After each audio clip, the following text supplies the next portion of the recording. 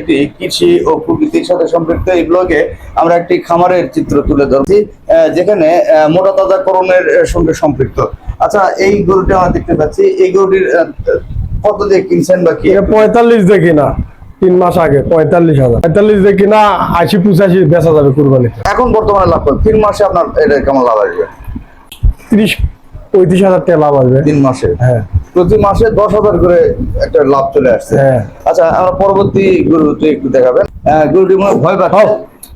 আমরা এসেছি নতুনের জন্য, গরু ভয় পাচ্ছে। এই গরুটি আপনার কেমন? 75 দিয়ে কিনা।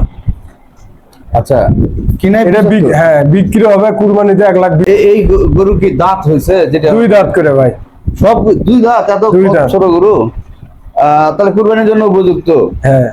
প্রিয় বন্ধুরা, আমাদের কুরবানির পশুর বয়স হতে হয় নির্দিষ্ট 2 দাঁত, অর্থাৎ গরুর বয়স আমরা যেটা নির্বাচন করি সেটা গরুর দাঁত দেখে। হয়তো আপনারা জানেন, বিষয়টি আমার কাছে নতুন, আমি আপনাদের সামনে সেটি উপস্থাপন করলাম। আচ্ছা, পরের গরুটি দেখাবেন। এটা কিনা হচ্ছে 75। এটা আমরা নতুন এসেছি, এই গরুটি খুব ভয় পাচ্ছে হয়তো আমাকে দেখে। আচ্ছা, এই গরুটি আপনাদের কেনা কত? এটা 75 কিনা। 75। এটা এখন বর্তমানে বাজার মূল্য কেমন?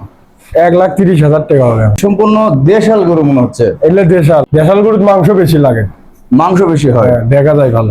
অর্থাৎ এখন যদি 1,20,000 যদি হয়, আপনার প্রায় ডবল দাম। ডবল দাম। আচ্ছা, কুরবানি আসতেছে, তারও তো দাম। হ্যাঁ, 1.5 লাখের কাছাকাছি যাবে। আচ্ছা, ওই পাশে যে গরুটি দেখতে, ওটা আরো ভালো, ওটা তো 150 হবে।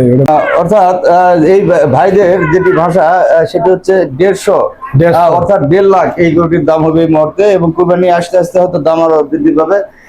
এই গরুটিও তো মনে হয় দেশাল। হ্যাঁ, এটা পুরো দেশাল।